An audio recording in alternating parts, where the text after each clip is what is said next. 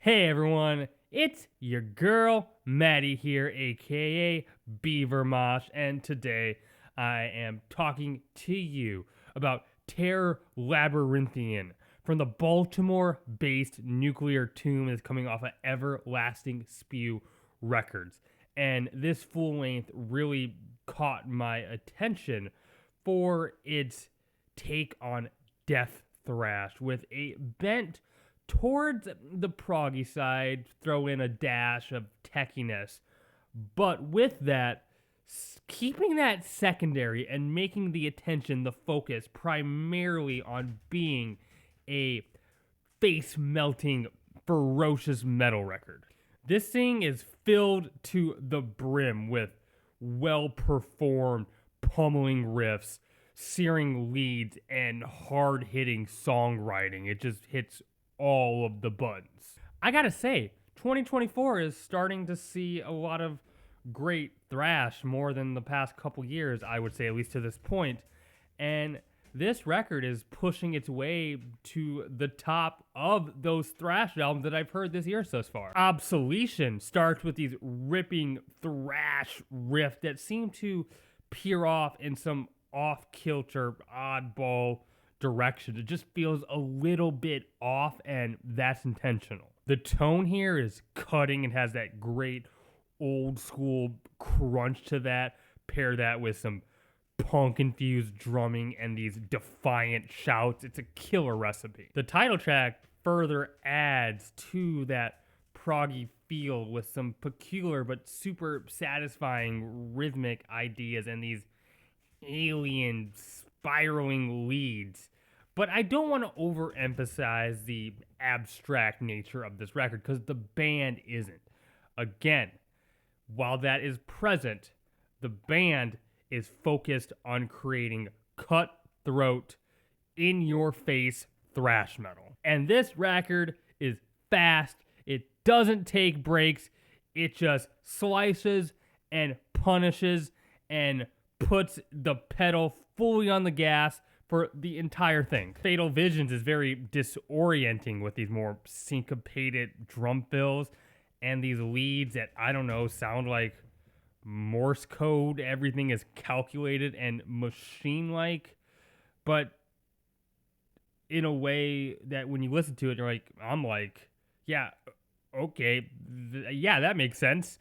It's just well performed so convincingly. And the solo is absolutely blistering. If you like furious shredding, you will like the fretwork acrobatics on this thing. On Dominance and Persecution, goddamn, these palm muted chugs are so big, so brash, it just feels like a stampede running at you. The band keeps things interesting with these very jerky melodic sections. It's weird. It's kind of voivod-esque.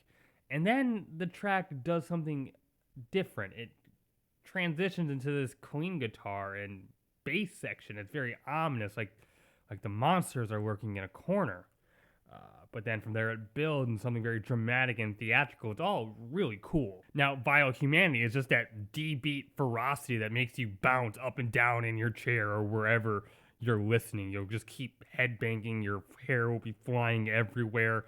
It's that kind of tune. Manufacturing Consent has that sort of kill 'em all rhythm style with these hammering downstrokes, angry grooves, and squealing leads. The death metal influences really come out with these puked out vocals. It's disgusting, it's vile, it's how we like it. The band is just so tight. Everything is locked in, and that is so apparent on Parasitic Live a Lie. Everything going at a billion miles an hour, but in unison. It's impressive. It sounds so gnarly. Born into Torment is maybe the one sort of quote-unquote different track here. It's more of a prodding groove metal track with these mid-paced chugs pushing forward with a lot of aggression. Some of these sound effects and samples in the background too. The band is just not afraid to get weird, and I love that about this record. On Ashen Lambs, the riffs are as meticulous and precise as they are ugly and uncontrolled. It's a tough balance to find, and this band makes it sound easy. Some of these spinning leads, what it sounds like is someone's trying to hack some state government files, but they're using dial-up internet. You get these strange, ghostly whispered vocals on top of some very creative drumming. Weird snare work passages galore. It's hard not to pair your attention straight to the drumming on this track because it's discernibly out there. What can I say? At 32 minutes long, Terror Labyrinthian definitely doesn't overstate its record. It's the perfect length to where you get enough, but every moment feels thoroughly enjoyable. I just can't get over how tight and intricate this thing feels while also feeling loose, organic, and honestly raw. For the thrash heads out there who want the ugly, abrasive, very underground side of thrash with some oddball moments peppered in, get on this, please. It's great. High praise from me. Hey, do you like what I do? Do you like my content? Tell me. Hit that like button. It'd mean the world to me if you consider subscribing. I have a Twitter you can follow. Link to that is in the bio of this YouTube channel. Leave a comment. I love getting to engage with those.